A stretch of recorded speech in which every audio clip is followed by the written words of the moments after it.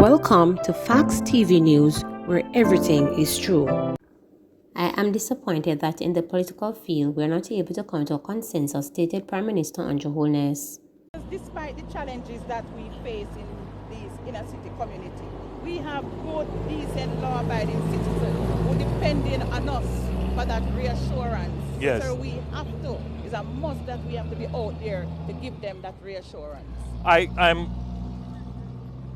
disappointed to say that we have not been able in the political field to come to consensus as to the legislative agenda to support the efforts of the security forces. It is not for want of trying. Now, a few years ago, we proposed to the opposition a new piece of legislation which we call the Enhanced Security Measures Act.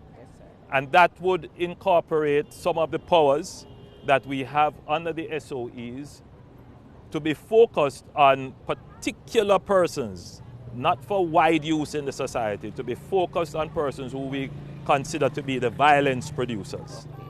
And we estimate that there are about 300 to 350 really critical violence producers that would be responsible for a significant number of murders in the country. And we propose then that there ought to be a limb in that legislation, an important plank of that legislation, which provides for the detention of such persons who are creating problems. The SOEs work because you are able to preemptively detain the violence producers on whom you have strong intelligence. Right. And we were seeking to have that incorporated in the new ESMA. The opposition at that time when it was proposed, and Minister Malahoo Ford was in charge of putting the legislation together, they vehemently opposed any form of detention. Yesterday, I addressed a meeting and I explained that we are very close to completing the new ESMA that we are proposing, and that by January we will have a submission into Cabinet. But I also heard that the leader of the opposition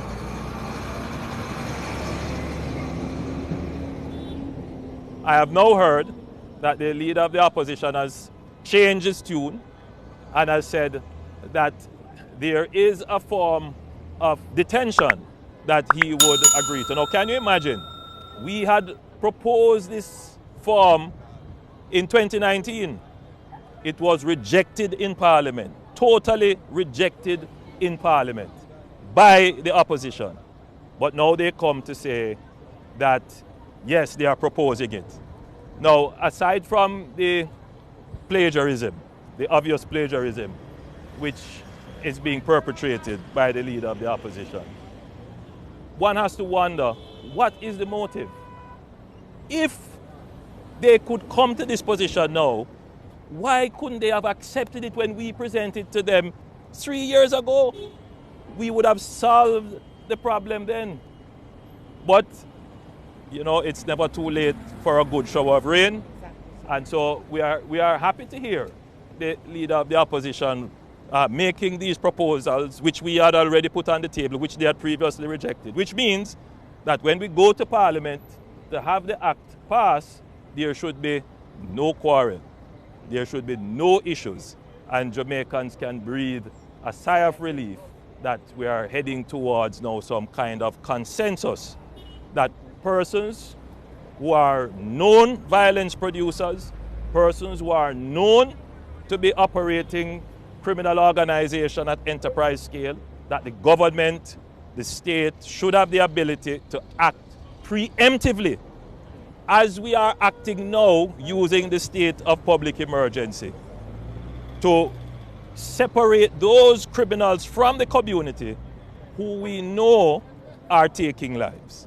And so I want to give you some assurance that hopefully by early next year we will have some legislative certainty about the powers that you can use to ensure that the criminal element is brought under control. 8 Americans charged for $850,000 drug bust. 8 American cruise ship passengers who were taken into custody after they allegedly tried to leave Jamaica with US $850,000 worth of cocaine on November 9 were convicted of possession of cocaine and attempting to export cocaine when they appeared before the St. Anne Parish Court on Tuesday. Convicted are 22-year-old Jamari Kitchen from USA, 23-year-old Callie Hall from Florida, USA, 23-year-old Ekin Jones, a student from USA, 23-year-old Ekin Jones from USA, 18-year-old Haley Lawrence from USA, 22-year-old Javante Johnson, a football player from Florida, USA, 22-year-old Tashina Brisson from Fort Lauderdale, USA, 27-year-old Troy Craig, a laborer from USA, 22-year-old Tequila Hooks, a hairstylist from Florida, USA. Reports are that 8 people disembarked the vessel, which arrived at Ocho from Miami, Florida on November 9, 2022. At about 1:30 p.m., they were reboarding the vessel for departure when abnormalities were reportedly detected in their luggage. During a search conducted by members of the Narcotics Division, a total of 24 packages containing cocaine, weighing just over 17 kilograms 38 pounds, were found concealed in their bags.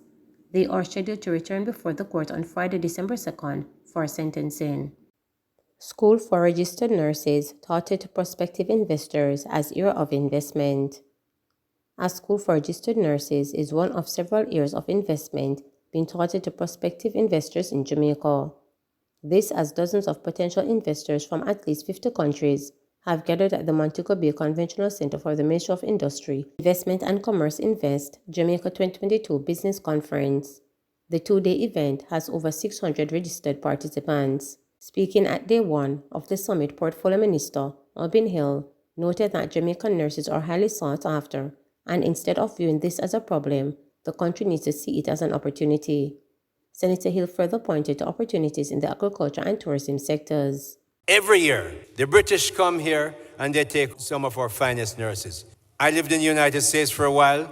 Practically every single Mount Sinai Hospital and others on the eastern coast of the United States, you go in there, you find 3, 4, 5 Jamaican matrons and a slew of Jamaican nurses. That's not a brain drain, that's an opportunity. So investors, come on down, build a nursing school here, help us use our hospitals to train them. Come on down to Jamaica, build your nursing school here. But there are other opportunities. Agriculture. We're looking at making sure that we export. I've had Jampro do investment proposals for avocado, mango, breadfruit, and ackee, mushrooms. And we're looking at agriculture. We imported last year about $10 million worth of goat meat. Jamaicans eat a lot of goat meat, and Jamaicans in the diaspora. Here's an investment opportunity. $25 or $26 million US dollars, I'm talking, of Irish potatoes. We have the land. Come on down and invest. Hotels. We need a 250, 350 hotel room right on spot. The land is over there. You want an investment. This is the hotel capital of Jamaica. Please remember to subscribe, like, share, and click the